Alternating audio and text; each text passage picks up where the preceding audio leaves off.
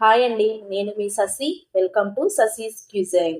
ఈరోజు వీడియోలో అయితే బుడ్డ కాకరకాయని ఎలా ప్రిపేర్ చేయాలో చూపించబోతున్నానండి. ఈ కర్రీ చేయడం కోసం అయితే ముందుగా నేను 1/2 కేజీ వరకు బుడ్డ కాకరకాయలని తీసుకున్నాను. వీటిని శుభ్రంగా క్లీన్ చేసుకొని ఈ విధంగా కట్ చేసి తీసుకోవాలి. ఒక బౌల్ తీసుకొని అందులో చిన్న నిమ్మకాయ సైజ్ అంతా చింతపండు వేసుకొని కొద్దిగా వాటర్ పోసి 10 నిమిషాలు నానబెట్టి చింతపండు గుజ్జునంతా తీసి పక్కన పెట్టుకోవాలి. ప్యాన్లో 1/2 టీ స్పూన్ వరకు మెంతులు, 2 స్పూన్ల వరకు నువ్వులు, 1/2 టీ స్పూన్ వరకు జీలకర్ర వేసుకొని 2 నిమిషాలు లో ఫ్లేమ్లోనే వీటన్నిటిని మంచిగా ఫ్రై చేసుకోవాలి.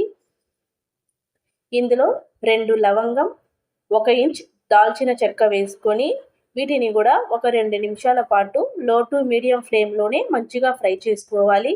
ఈ ఫ్రై అయిన వాటన్నిటిని తీసి ఒక బౌల్లో వేసి పక్కన పెట్టుకోవాలి. అదే ప్యాన్లో 2 స్పూన్ల వరకు ఆయిల్ పోసుకోవాలి. ఆయిల్ వేడైన తర్వాత ఇందులో పోపు దినుసులు, సన్నగా కట్ చేసుకున్న ఉల్లిపాయ ముక్కలు, సన్నగా కట్ చేసుకున్న పచ్చిమిర్చి, కొద్దిగా కరివేపాకు వేసుకొని ఆనియన్ అంతా గోల్డెన్ కలర్ వచ్చేంత వరకు లో టు మీడియం ఫ్లేమ్లోనే మంచిగా ఫ్రై చేసుకోవాలి. ఇందులో దంచిన వెల్లుల్లి కూడా వేసుకుని 1 నిమిషం పాటు వీటన్నిటిని ఫ్రై చేసుకోవాలి. ఆనియన్ అంతా మంచిగా ఫ్రై అయిన తర్వాత ఇందులో మనం కట్ చేసి పెట్టుకున్న బుడ్డ కాకరకాయలని వేసుకుని ఆయిల్లోనే 3 నుండి 4 నిమిషాల పాటు మంచిగా కలుపుకుంటూ ఫ్రై చేసుకోవాలి.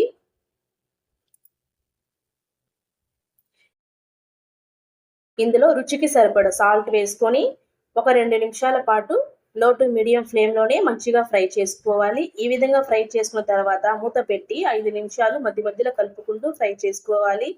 చూడండి, ఆయిల్లోనే మంచిగా ఫ్రై అయ్యి కాయలంతా కూడా మంచిగా మగ్గింది కదా.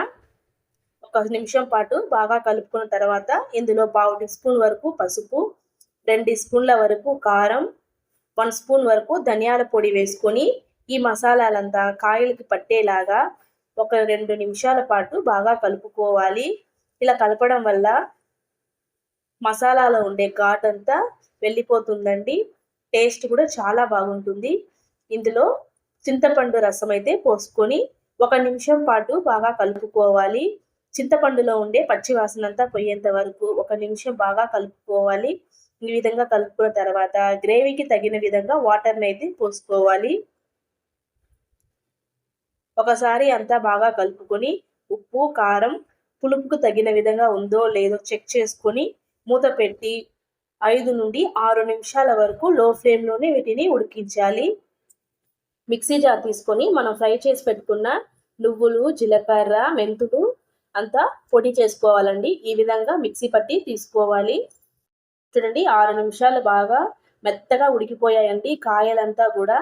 కాయలు మెత్తబడిన తర్వాతే మనం మిక్సీ పట్టిన పొడిని అయితే వేయాలి.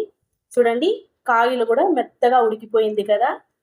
ఈ స్టేజ్లో అయితే మనం నువ్వుల పొడిని అయితే యాడ్ చేసుకోవాలి. నువ్వుల పొడి వేయడం వల్ల గ్రేవీ అనేది థిక్గా వస్తుందండి. టేస్ట్ కూడా చాలా బాగుంటుంది. మీరు నువ్వుల పొడి వద్దనుకుంటే ఎండు కొబ్బరి పేస్ట్ చేసుకొని కూడా యూజ్ చేసుకోవచ్చు. టేస్ట్ అయితే చాలా బాగుంటుంది. మూత పెట్టి 3 నిమిషాల పాటు ఉడికించాలండి. చూడండి, ఆయిల్ అంతా కూడా సపరేట్ అయింది కదా. ఇందులో కొద్దిగా బెల్లం, సన్నగా కట్ చేసుకున్న కొత్తిమీర కూడా వేసుకొని అంతా బాగా కలుపుకుంటే మన బుడ్డ కాకరకాయ కర్రీ అయితే రెడీ అయిపోయింది. మీరు కూడా ఒక్కసారి ఈ రెసిపీ ట్రై చేసి ఎలా కుదిరిందో నాకు కమెంట్ చేయండి.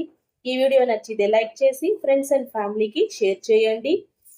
మరిన్ని వీడియోస్ కోసం శశిస్ క్యూజైన్ని సబ్స్క్రైబ్ చేసుకోండి. Thank you.